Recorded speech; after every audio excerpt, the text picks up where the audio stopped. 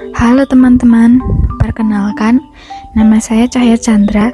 Di sini saya akan mempresentasikan hasil kerja saya untuk ujian tengah semester mata kuliah Perekonomian Indonesia dengan materi pertumbuhan ekonomi, stabilitas ekonomi, ketenagakerjaan, dan neraca pembayaran.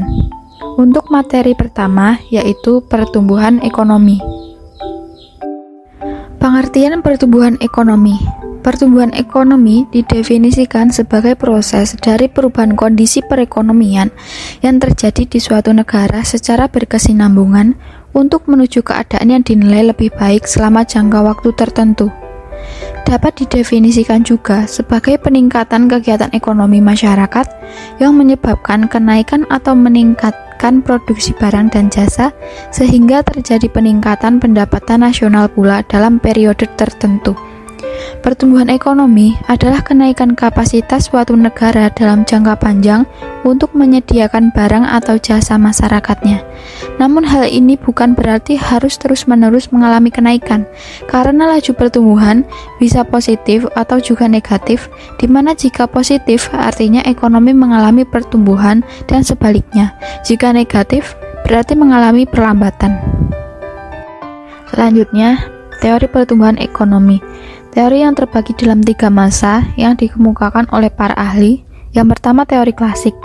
Salah satu istilah yang dipopulerkan oleh Adam Smith yaitu pertumbuhan output total, di mana menurutnya faktor pendorong pertumbuhan output negara tersebut dan sumber daya alam bersifat konstan, yang artinya selama sumber dayanya masih ada maka tergantung dengan manusia dan modalnya untuk mengolah sumber daya alam tersebut. Dan sebaliknya, jika sumber dayanya habis, maka sumber daya manusia dan modal tidak ada gunanya. Selain itu, Adam Smith juga mengemukakan konsep pertumbuhan penduduk, di mana menurutnya dengan tingkat upah minimal atau subsisten, penduduk akan cenderung enggan memiliki anak, sehingga pertumbuhan penduduk akan rendah, dan sebaliknya, jika tingkat upahnya tinggi, maka pertumbuhan penduduknya juga akan meningkat. Yang kedua, teori neoklasik. Menurut Robert Shalow dan Tuel Swan, menurut mereka pertumbuhan ekonomi suatu negara sangat dipengaruhi oleh faktor produksi, yaitu pertumbuhan penduduk, akumulasi modal, dan kemajuan teknologi. Yang ketiga, teori pertumbuhan ekonomi modern.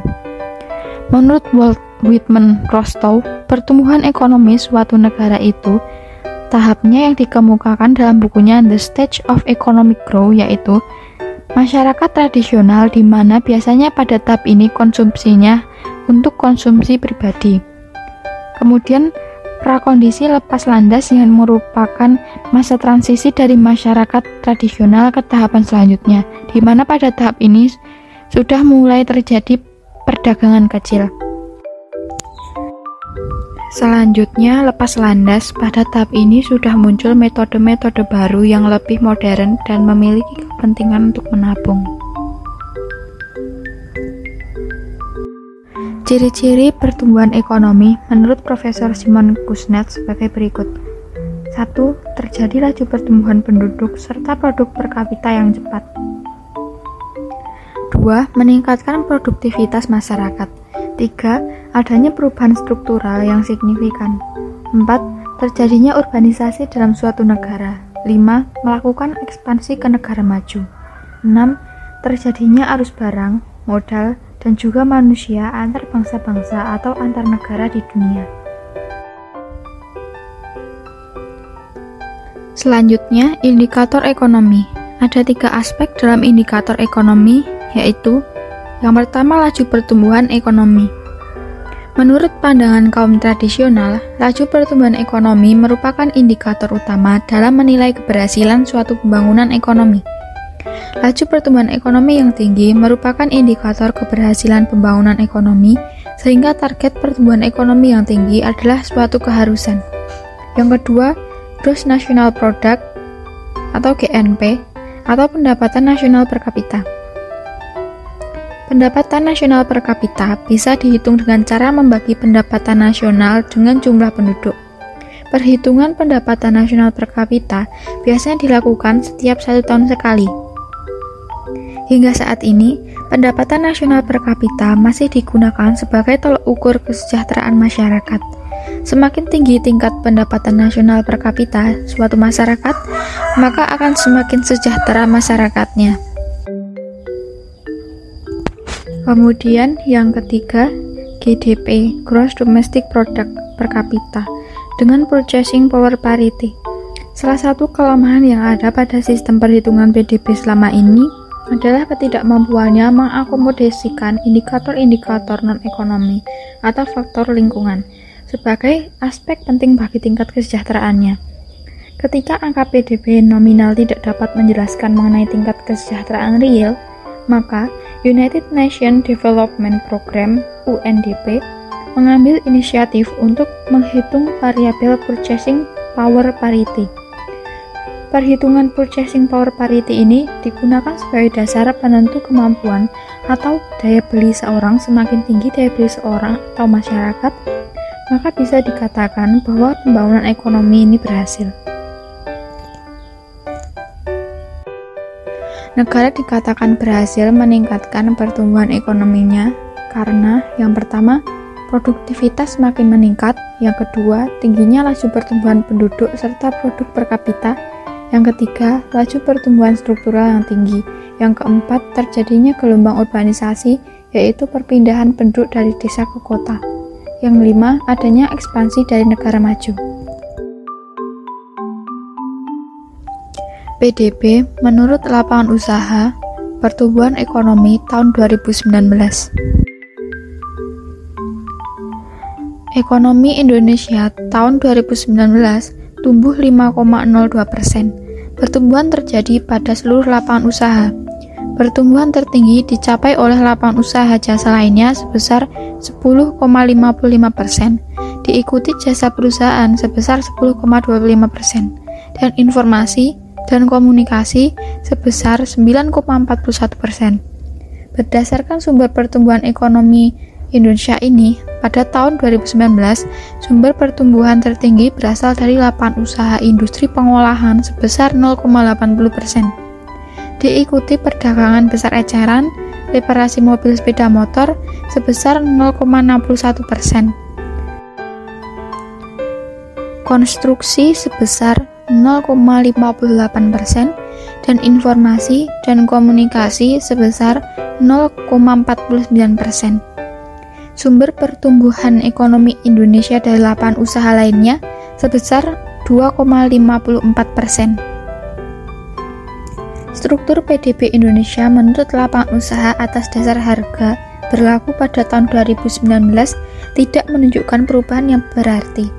Perekonomian Indonesia masih didominasi oleh lapangan usaha industri pengolahan sebesar 19,70%, perdagangan besar eceran, reparasi mobil sepeda motor sebesar 13,01%, pertanian, kehutanan, dan perikanan sebesar 12,72%, dan konstruksi sebesar 0,75%. Peranan keempat lapangan usaha tersebut dalam perekonomian Indonesia mencapai 56,18%. PDB menurut lapangan usaha pertumbuhan ekonomi tahun 2020. Ekonomi Indonesia tahun 2020 mengalami kontraksi pertumbuhan sebesar 2,07%. Lapangan usaha yang mengalami kontraksi pertumbuhan terdapat di antaranya transportasi dan pergudangan sebesar 15,04%. Penyediaan akomodasi dan makanan minuman sebesar 10,22%. Jasa perusahaan sebesar 5,44%, jasa lainnya sebesar 4,10%, dan perdagangan besar dan eceran, reparasi mobil dan sepeda motor sebesar 3,72%.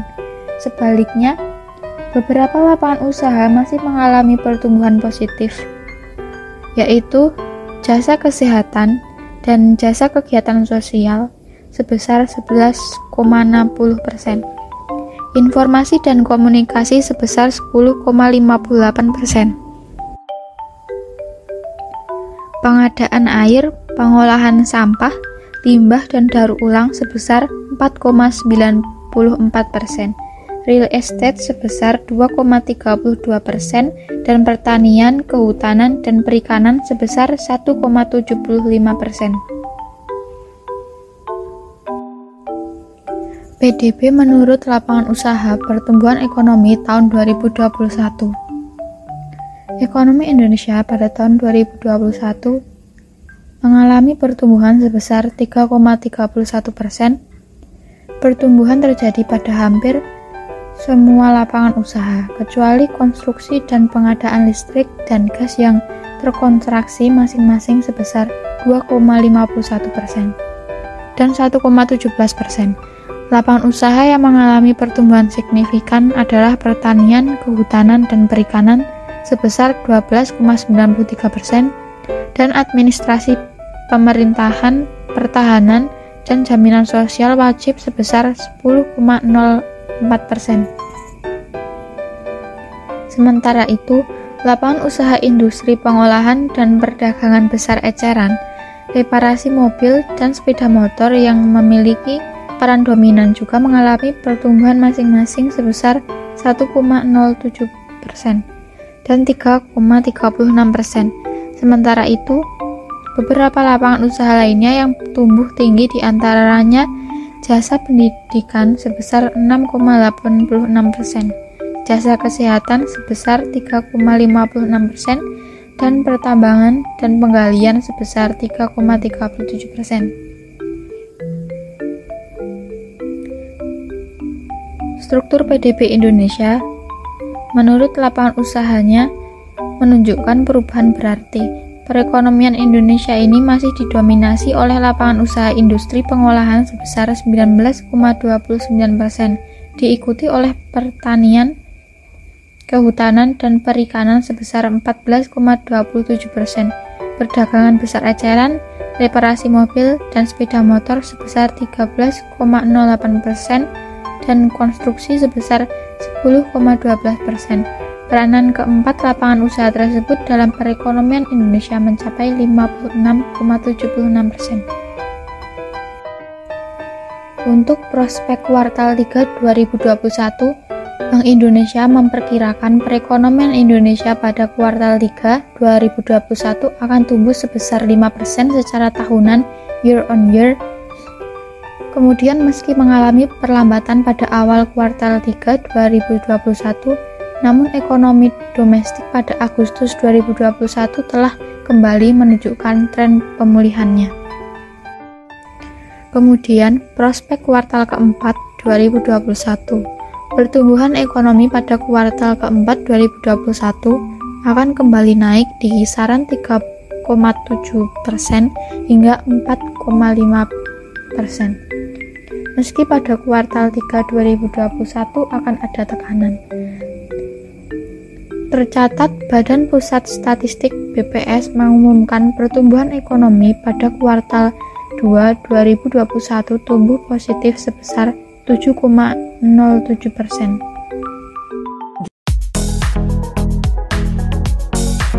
Untuk materi berikutnya adalah stabilitas ekonomi. Stabilitas ekonomi merupakan indikator makroekonomi yang bergerak pada arah yang menguntungkan dan tidak banyak berubah dari waktu ke waktu. Yang berikutnya, indikator stabilitas ekonomi. Yang pertama, pertumbuhan ekonomi. Yang kedua, inflasi. Ketiga, nilai tukar. Dan yang keempat, suku bunga. Mengapa stabilitas ekonomi itu penting? Stabilitas ekonomi adalah tujuan utama dari kebijakan ekonomi. Stabilitas ekonomi memungkinkan tujuan makroekonomi lainnya tercapai, seperti harga yang stabil dan pertumbuhan yang stabil dan berkelanjutan. Juga menciptakan lingkungan yang tepat untuk penciptaan lapangan kerja dan neraca pembayaran. Perkembangan indeks harga konsumen atau inflasi.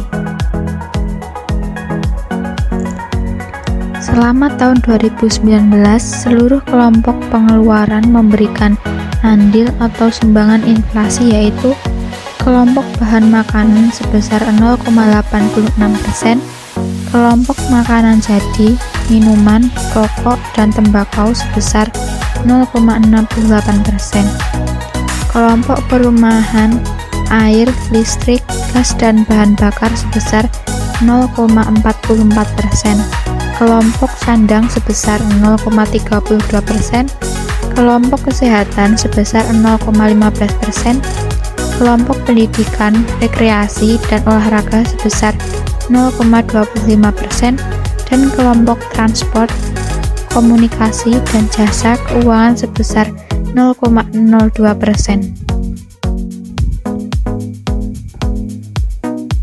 Untuk komoditas yang dominan memberikan andil atau sumbangan inflasi selama tahun 2019, antara lain emas perhiasan sebesar 0,16%, cabai merah sebesar 0,15%, tarif sewa rumah dan bawang merah sebesar masing-masing 0,10%, ikan segar, rokok kretek filter, nasi dengan lauk masing-masing sebesar 0,09%, tarif kontrak sewa sebesar 0,08%, bawang putih dan upah pembantu rumah tangga masing-masing sebesar 0,06%, uang sekolah dasar, mie, rokok kretek, dan cabai rawit masing-masing sebesar 0,05%, uang sekolah menengah pertama dan uang kuliah akademi atau PT masing-masing sebesar 0,04%,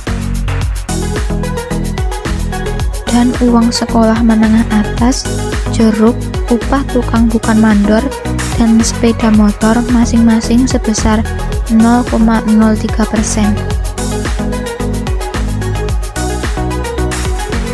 Selanjutnya, untuk tahun 2020, sebagian besar kelompok pengeluarannya memberikan andil atau sumbangan inflasi, yaitu kelompok makanan, minuman, dan tembakau sebesar 0,91%. Kelompok pakaian dan alas kaki sebesar 0,05%.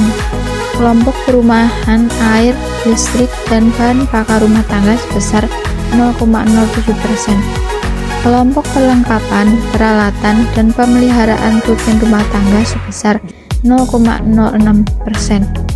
Kelompok kesehatan sebesar 0,07%.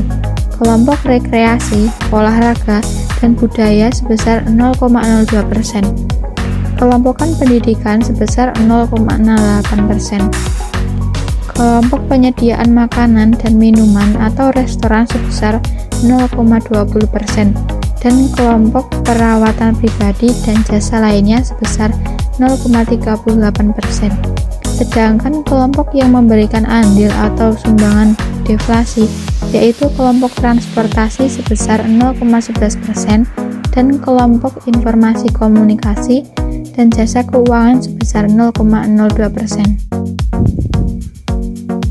Beberapa komoditas yang dominan memberikan andil atau sumbangan inflasi selama tahun 2020 yaitu emas perhiasan sebesar 0,26%, cabai merah sebesar 0,16%, minyak goreng sebesar 0,10%, rokok kretek filter dan rokok putih masing-masing sebesar 0,09%, daging ayam ras sebesar 0,05%, telur ayam ras, ikan segar, nasi dengan lauk, dan uang kuliah akademi masing-masing sebesar 0,04%, rokok kretek, upah tukang bukan mandor, bahan bakar rumah tangga, dan mobil masing-masing sebesar 0,03%, beras, mie kering instan, bayam, kangkung, tahu mentah, dan jeruk masing-masing sebesar 0,02%.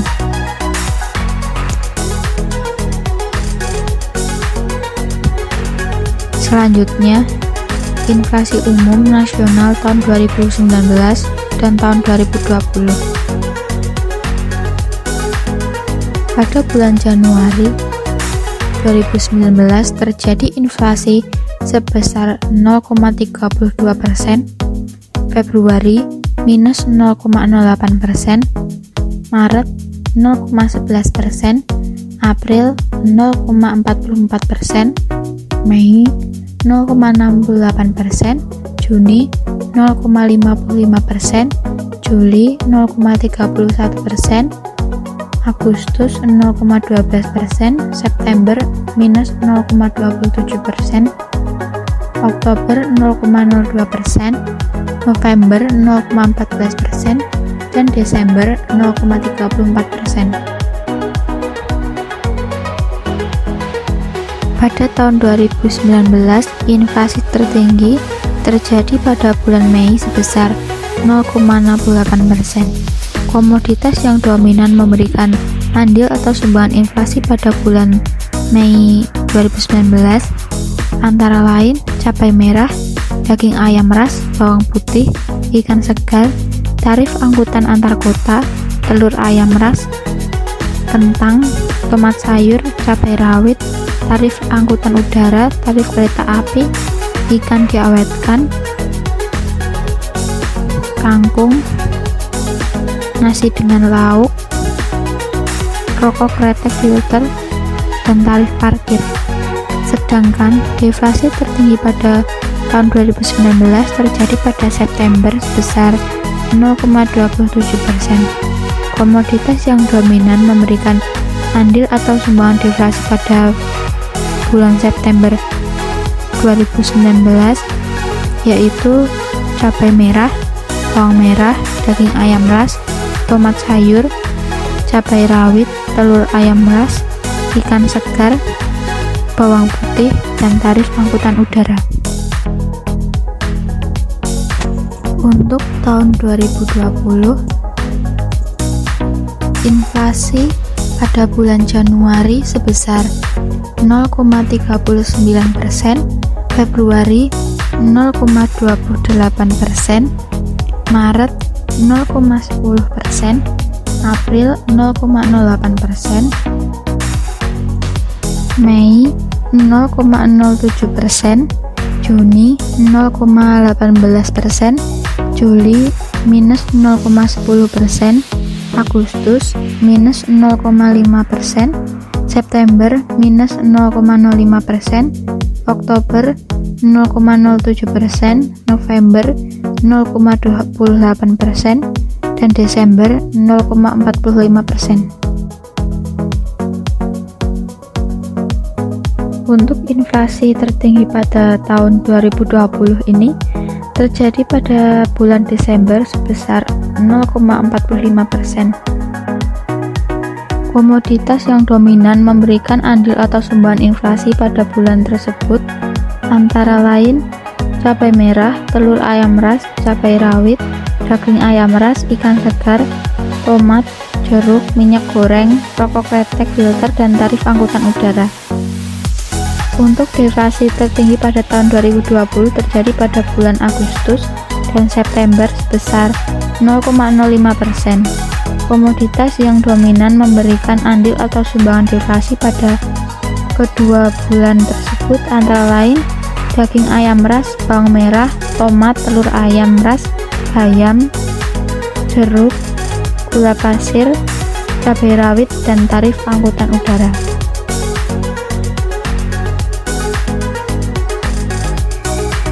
Untuk prospek tahun 2021, BPS Badan Pusat Statistik mencatat inflasi sebesar 0,03% pada bulan Agustus 2021 karena beberapa harga komoditas yang mengalami peningkatan dan adanya tahun ajaran baru.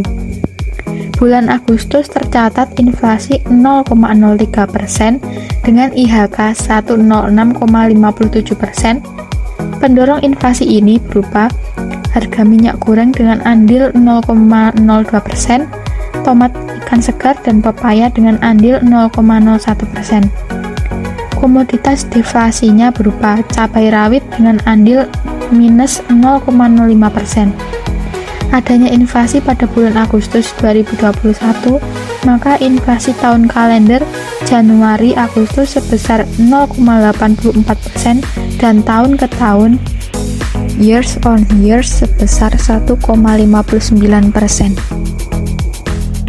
Untuk materi berikutnya adalah ketenagakerjaan.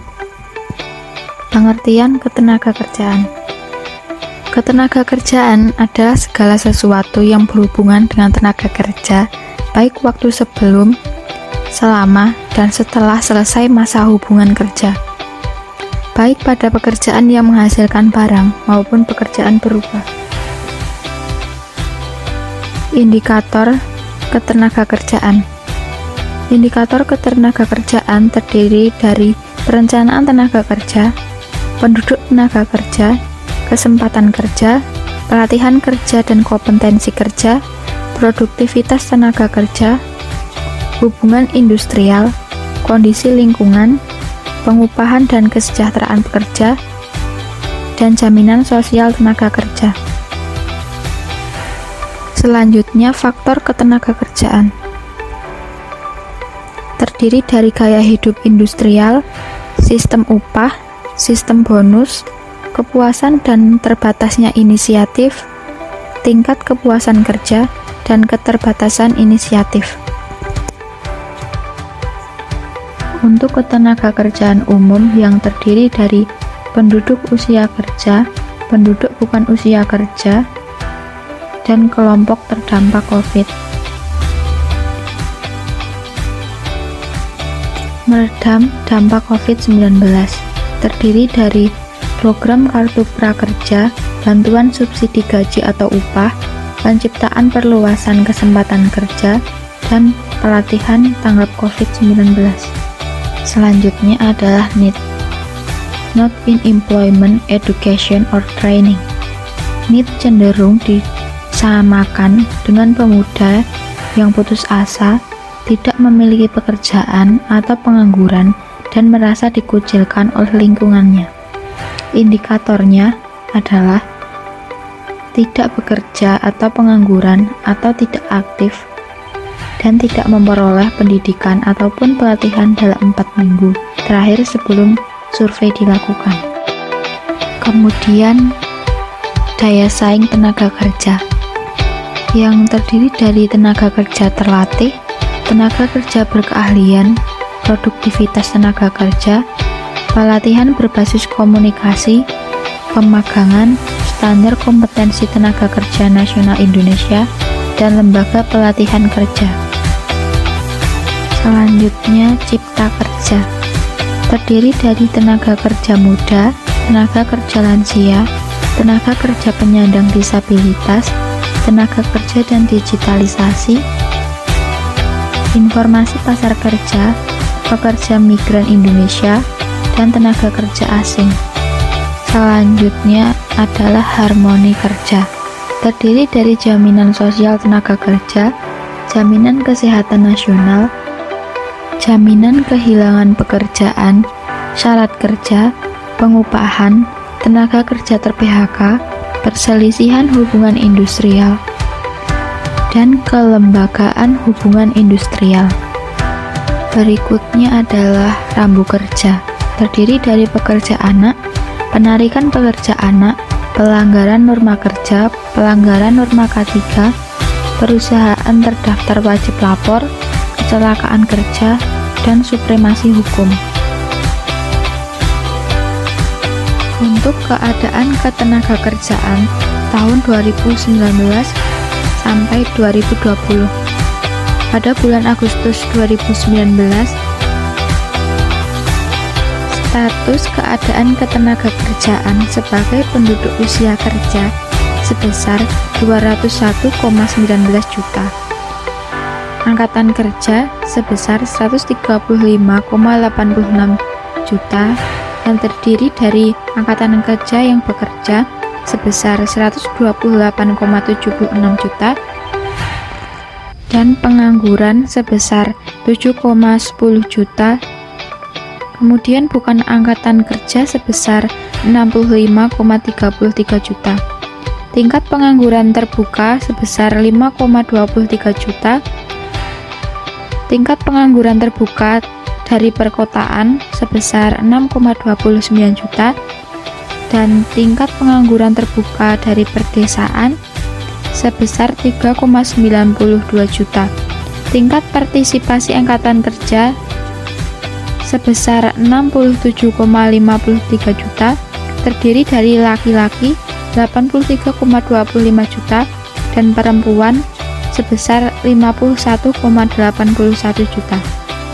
Untuk 2020 pada bulan Agustus, status keadaan ketenagakerjaan penduduk usia kerja sebesar 203,97 juta, angkatan kerja sebesar 138,22 juta, angkatan kerja yang bekerja sebesar 128,45 juta, dan pengangguran sebesar 9,77 juta, bukan angkatan kerja sebesar 65,75 juta.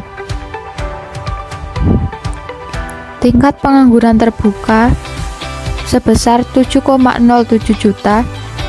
Tingkat pengangguran terbuka di perkotaan sebesar 8,98 juta dan perdesaan sebesar 4,71 juta.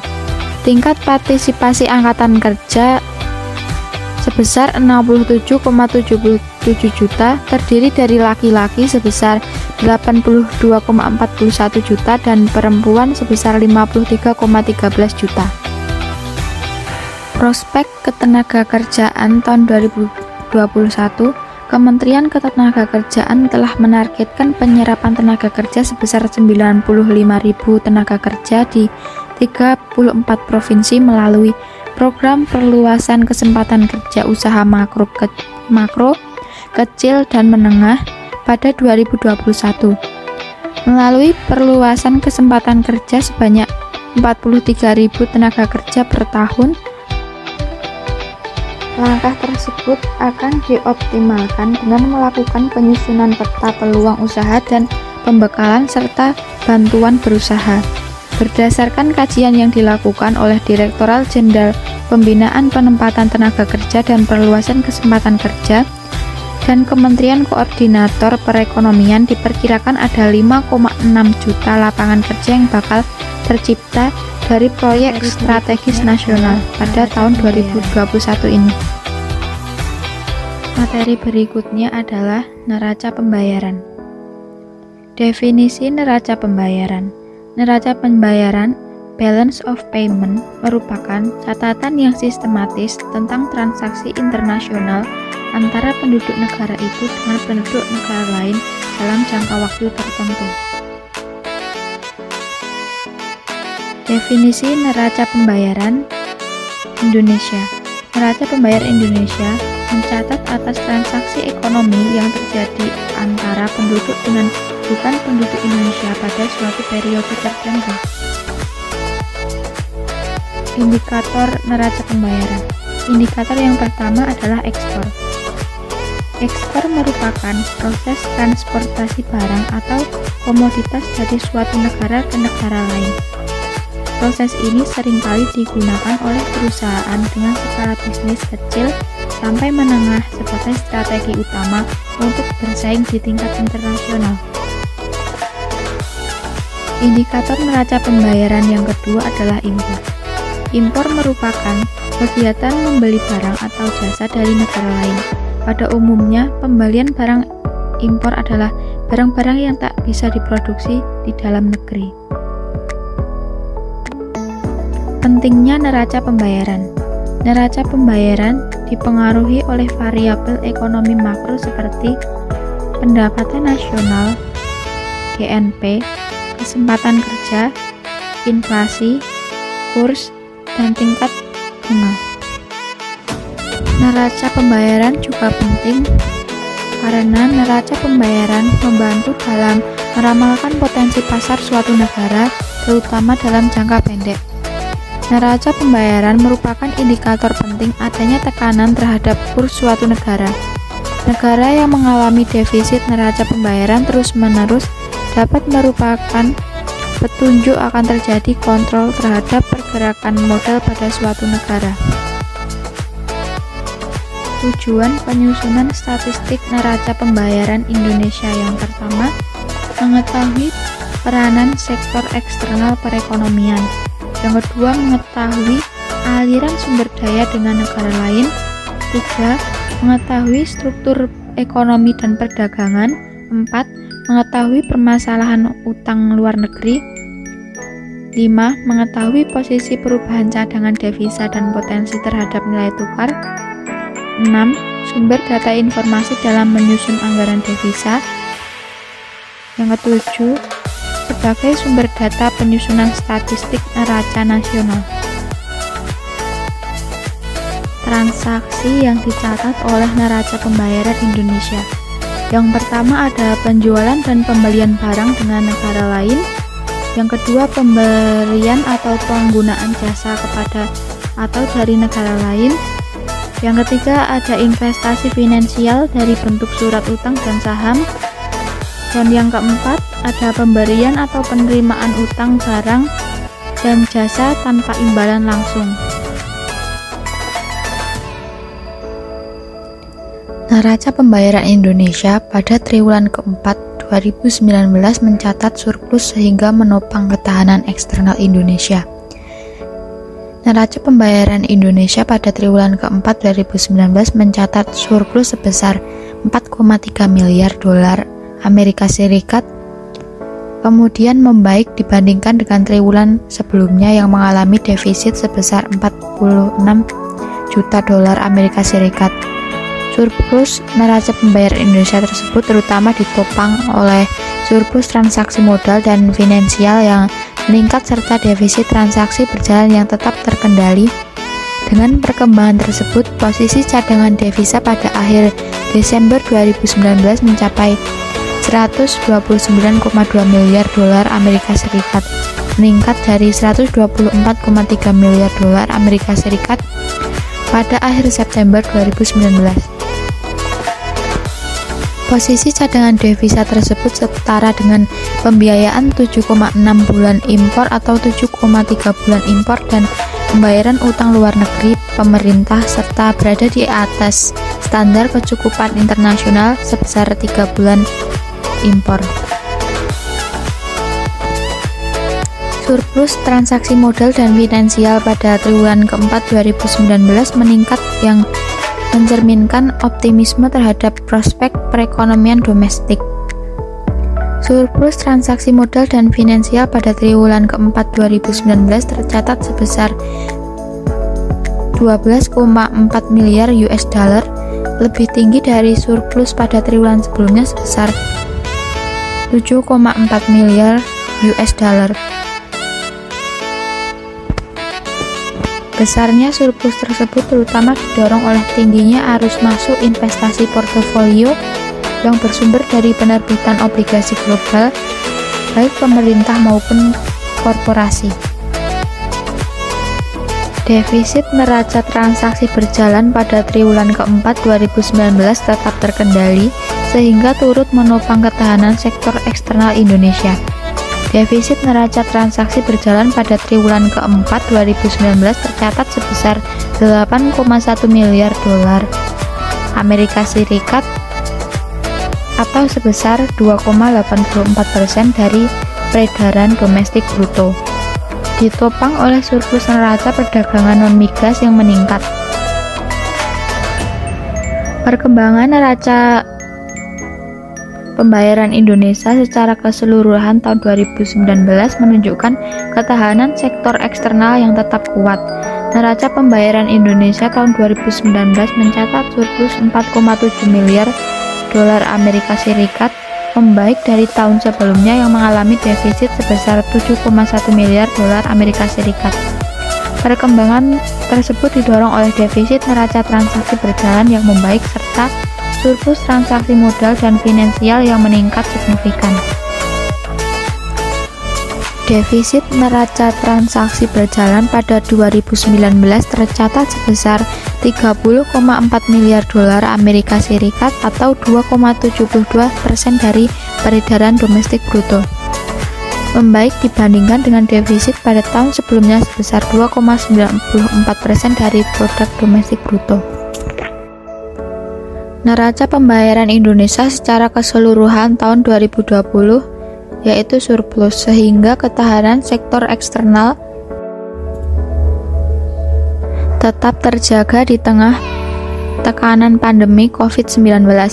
Surplus neraca pembayaran Indonesia tahun 2020 sebesar 2,6 miliar dolar Amerika Serikat, melanjutkan capaian surplus pada tahun sebelumnya sebesar 4,7 miliar dolar Amerika Serikat. Perkembangan tersebut didorong oleh penurunan defisit transaksi berjalan serta surplus transaksi modal dan finansial. Defisit transaksi berjalan pada 2020 sebesar 4,7 miliar dolar Amerika Serikat atau 0,4% dari peredaran domestik bruto, jauh menurun dari defisit pada 2019 sebesar 30,3 miliar dolar Amerika Serikat, 2,7% dari peredaran domestik bruto. Penurunan defisit tersebut sejalan dengan kinerja ekspor yang terbatas akibat melemahnya permintaan dari negara mitra dagang yang terdampak COVID-19. Di tengah impor juga yang tertahan akibat permintaan domestik yang belum kuat. Prospek neraca pembayaran Indonesia tahun 2021. Neraca pembayaran Indonesia pada triwulan kedua 2021 tetap baik sehingga mendukung ketahanan eksternal. Neraca pembayaran Indonesia pada triwulan kedua mengalami defisit rendah sebesar 0,4 miliar dolar Amerika Serikat, ditopang oleh defisit transaksi berjalan yang tetap rendah dan surplus transaksi modal dan finansial yang berlanjut. Dengan perkembangan tersebut, posisi cadangan devisa pada akhir Juni 2021 mencapai 137,1 miliar. Defisit transaksi berjalan pada triwulan kedua 2021 tetap rendah meski meningkat sejalan dengan keberlanjutan perbaikan ekonomi domestik. Transaksi berjalan pada periode laporan mencatat defisit sebesar 2,2 miliar dolar Amerika Serikat atau 0,8% dari produk domestik bruto, meningkat dibandingkan dengan defisit sebesar 1,1 miliar dolar Amerika Serikat atau 0,4% dari produk domestik bruto pada triwulan sebelumnya. Transaksi modal dan finansial pada triwulan kedua 2021 kembali mencatat surplus ditopang oleh investasi langsung dan investasi portofolio. Pada triwulan kedua 2021, transaksi modal dan finansial mencatat surplus sebesar 1,9 miliar dolar Amerika Serikat atau 0,7% dari produk domestik bruto, melanjutkan capaian surplus pada triwulan sebelumnya sebesar 5,5 miliar dolar Amerika Serikat atau sebesar 2,0% dari produk domestik bruto. Cukup sekian presentasi dari saya. Saya ucapkan terima kasih.